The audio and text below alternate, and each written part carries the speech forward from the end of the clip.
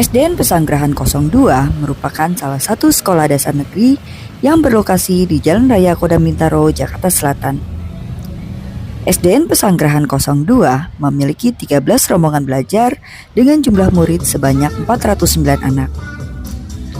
Pada tahun ajaran 2025 dan 2026, SDN Pesanggerahan 02 tetap menggunakan kurikulum 2013 dan kurikulum Merdeka.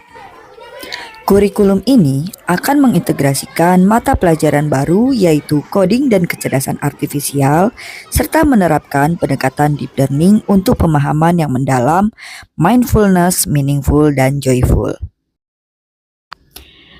Pembelajaran mendalam adalah pendekatan yang menghargai proses belajar dengan menciptakan suasana yang penuh kesadaran, makna, dan kegembiraan. Pendekatan ini secara utuh mengasah pemikiran, hati, perasaan, dan fisik dengan tujuan untuk mendorong murid agar belajar dengan penuh perhatian dan semangat. Murid diajak untuk menemukan hubungan antara apa yang dipelajari dengan kehidupan nyata sehingga pengetahuan yang didapat lebih bermakna dan tahan lama. Dengan cara ini, murid akan lebih aktif terlibat, mampu menghubungkan pengetahuan baru dengan pengalaman yang sudah ada, dan membangun pemahaman yang mendalam. Pada tahun ajaran 2025 dan 2026, SDN Pesanggerahan 02 mulai mengintegrasikan mata pelajaran baru yaitu coding dan kecerdasan artifisial dengan kurikulum Merdeka. Hal ini menjadi tantangan tersendiri bagi guru kelas 6. SDN Pesanggerahan 02 dengan 13 rombongan belajar dengan 409 murid, termasuk di dalamnya murid kelas 6, berkomitmen untuk menerapkan pendekatan deep learning yang mengedepankan pembelajaran yang mindfulness, meaningful, dan joyful. Kondisi ini menuntut saya sebagai guru untuk merancang metode pembelajaran inovatif yang tidak hanya berorientasi pada hasil, tapi juga proses yang melibatkan emosi dan kognisi murid secara utuh. Salah satu permasalahan utama yang dihadapi adalah sifat abstrak dari konsep coding dan kecerdasan artifisial, seperti algoritma dan logika pemrograman. Murid kelas 6 yang memiliki pengalaman beragam dalam teknologi seringkali kesulitan memahami bahwa konsep ini jika hanya disampaikan melalui metode ceramah. Kurangnya keterkaitan antara materi pelajaran dengan kehidupan nyata murid dapat membuat murid merasa bahwa KKA yang seharusnya menjadi mata pelajaran menyenangkan menjadi mata pelajaran yang sulit dan membosankan, sehingga menurunkan motivasi dan partisipasi mereka di kelas. Selain itu, guru menghadapi tantangan dalam mewujudkan pendekatan deep learning yang diharapkan oleh kurikulum Merdeka. Pembelajaran yang bermakna dan menyenangkan tidak dapat dicapai dengan metode konvensional. Guru perlu mencari cara agar murid tidak hanya sekedar menghafal sintak atau definisi, melainkan benar-benar terlibat secara aktif, mampu menghubungkan pengetahuan baru dengan pengalaman mereka, dan membangun pengalaman yang mendalam. Tanpa metode yang tepat, tujuan untuk mengasah pemikiran, hati, perasaan, dan fisik murid secara seimbang akan sulit tercapai. Praktik baik ini merupakan praktik baik pembelajaran dengan metode belajar menggunakan game atau MBG. MBG dipilih sebagai solusi karena sejalan dengan visi kurikulum Merdeka dan pendekatan deep learning. Metode ini secara alami memanfaatkan elemen-elemen permainan yang dapat menumbuhkan kegembiraan dan motivasi intrinsik murid dalam belajar. Dengan mengadopsi MBG, pembelajaran KKA dapat disajikan dalam format yang lebih interaktif dan menarik, sehingga mengubah persepsi murid dari materi yang sulit menjadi tantangan yang menyenangkan untuk dipecahkan.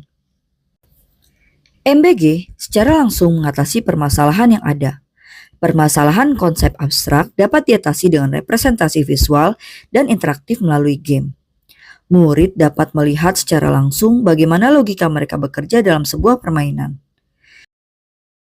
Permasalahan pembelajaran yang kurang bermakna dan kurang menyenangkan dapat dijawab dengan menciptakan proyek berbasis game yang relevan dengan kehidupan nyata sehingga murid dapat menemukan hubungan yang jelas antara konsep KKA dengan dunia sekitar mereka. Beberapa tantangan yang harus dihadapi dalam mengimplementasikan MBG untuk pembelajaran KKA.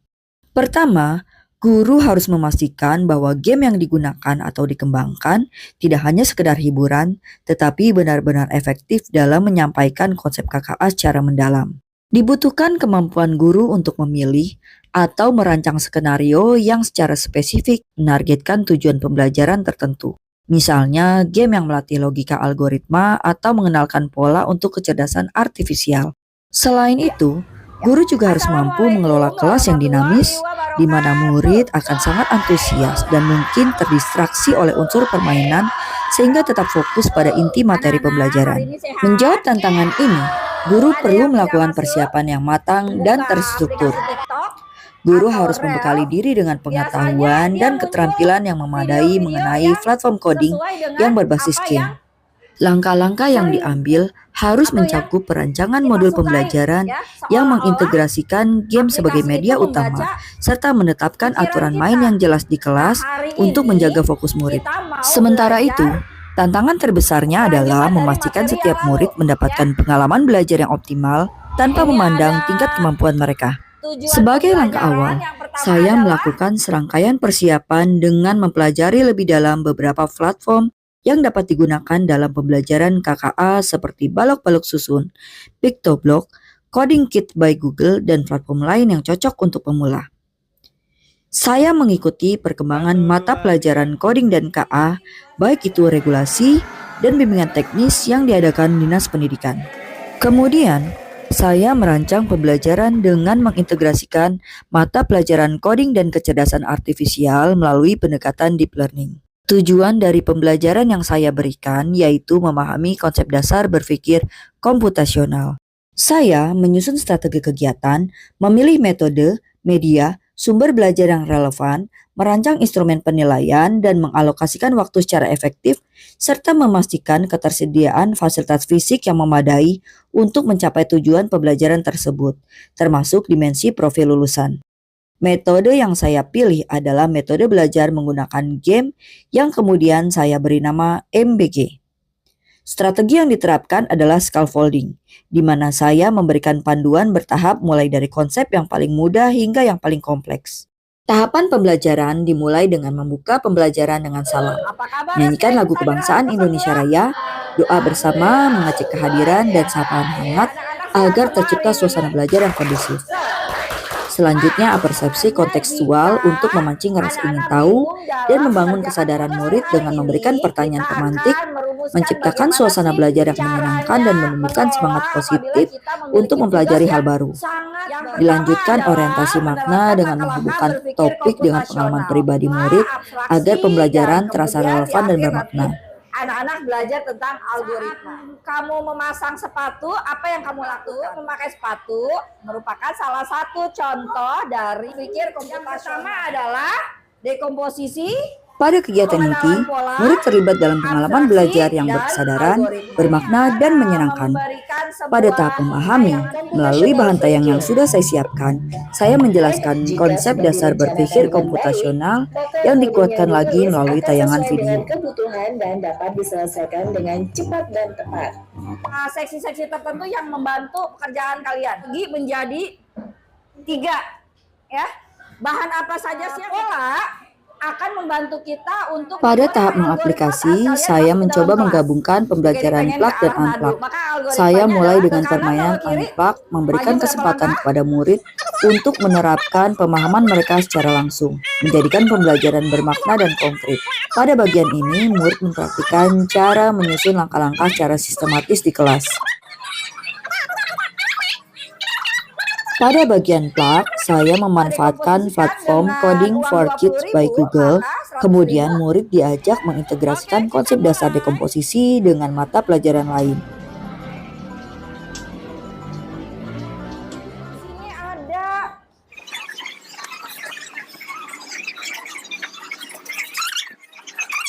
ada yang mengalami kesulitan. Di akhir kegiatan inti, tahap refleksi, murid menceritakan hal-hal yang akan dilakukan setelah mempelajari konsep dasar berpikir komputasional. Kegiatan pembelajaran diakhiri dengan evaluasi, membuat kesimpulan, tanya jawab, dan refleksi pembelajaran secara keseluruhan. Menjadi bagian Praktik baik dalam mengintegrasikan coding dan kecerdasan artifisial melalui MBG adalah bukti nyata bahwa inovasi dalam pembelajaran selalu mungkin diwujudkan. Praktik baik ini merupakan undangan terbuka bagi kita semua insan pendidikan untuk bergerak maju. Jika coding saja dapat diajarkan dengan penuh kegembiraan di bangku SD, maka setiap materi pelajaran di jenjang manapun memiliki potensi yang sama untuk disajikan secara transformatif. Jangan pernah lelah bereksperimen, setiap tantangan di kelas adalah pemicu kreativitas. Assalamualaikum warahmatullahi wabarakatuh. Perkenalkan, nama saya Rafa Akbar dari kelas 6B. Menurut saya, pelajaran K dan coding yang melalui game itu sangat membantu dan pelajaran.